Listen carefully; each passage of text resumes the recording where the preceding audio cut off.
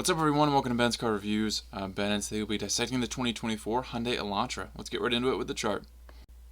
There will be 4 different trim options for your 2024 Elantra in gas models, SE, SEL, Limited, and the N line.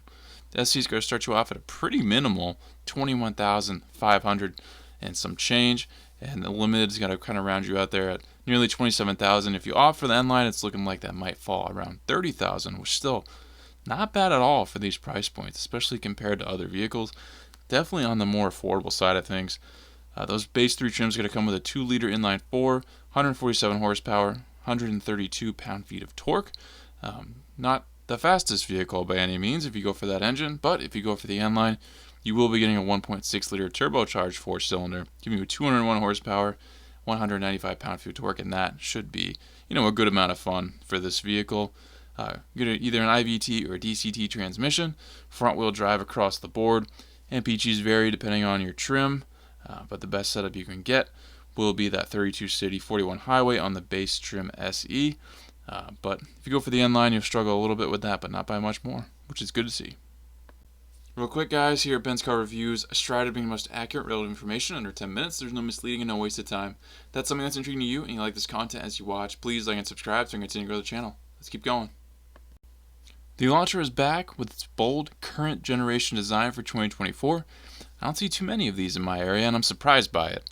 I'd love to see more of the Elantra N especially, which I think, is such a unique and cool looking car. Surprised there's not more of these kicking around.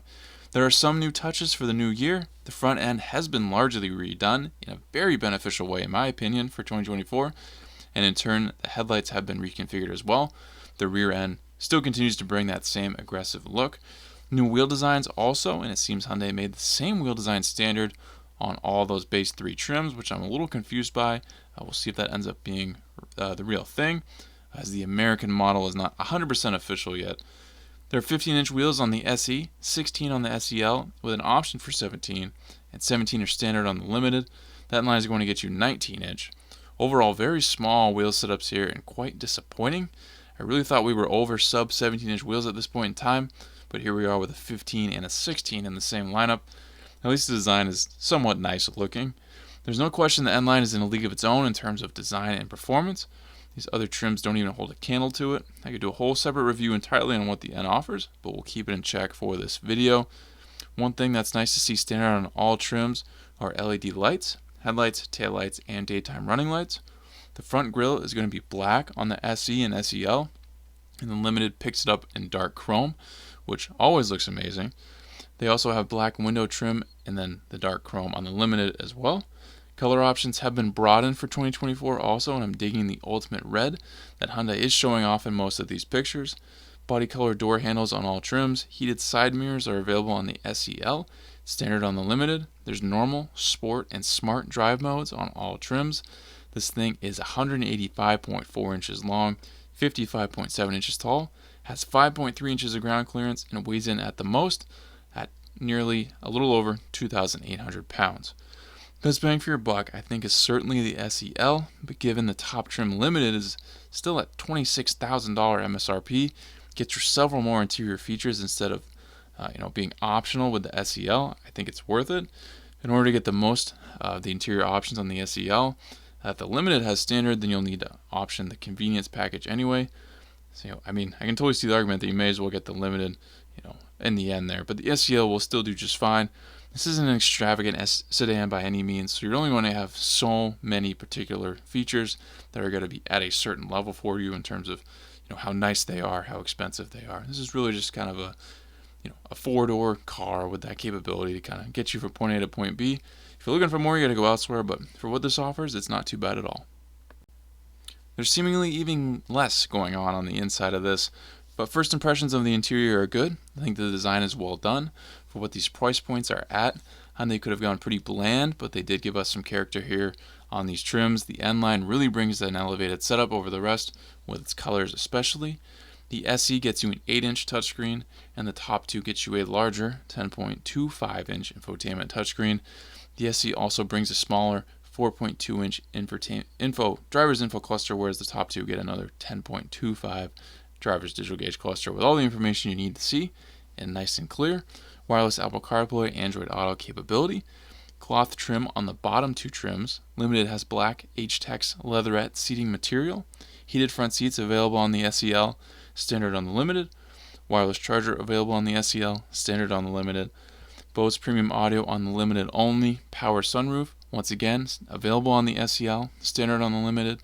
Dual USB ports in the front and in the back on all trims. Dual automatic climate controls on the top two trims. Ambient interior lighting up to 64 colors on the Limited. You have 14.2 cubic feet of max cargo volume, a good amount of driver's assist, safety and technology features standard, and available to you if you want the higher trim. Obviously, the Limited will get you the most. Overall, I think this interior is adequate for what this vehicle is and what the trim price points are set at. It would be nice to have more feature standard, but that's just kind of how it is these days for vehicles these prices. But I think this is nicer than Hyundai could have made it if they really wanted to cheap out.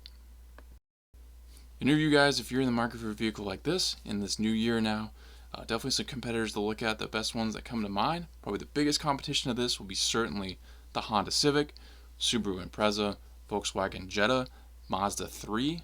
They're all kind of within this category of what this is offering, and size-wise too. All great options, a lot, those all have a lot going on themselves. Price points definitely comparable, but this is probably, across the board of all vehicles, one of the cheapest vehicles you can get in 2024, especially with that base trim. And it's great to see a top trim that's still, MSRP in the 26,000s. You just don't see that anymore for a top trim, and you do get a good amount for that money. There's not a lot overall going on with this vehicle. I really had to stretch it out to make this review. I literally gave every bit of information I could possibly find that I found important to you. Didn't have to narrow anything down because I just had to put everything to get some content for this. So very kind of basic vehicle, but you are getting a cooler design in my opinion for 2024, and the interior is not lacking that badly. It's just not offering that much, but still, it's got everything you need, point A to point B. This is just a vehicle to do what a vehicle was meant to do. Hopefully this video will lay things out in a clear way for you guys. Thank you for watching this Benz car review. Please subscribe if not already. If you have an idea for a future review, drop it in the comments and I'll see what I can do. If you'd like to become a member of the channel, I have that option now. Check that out and join if you'd like, and I'll catch you on the next Benz car review.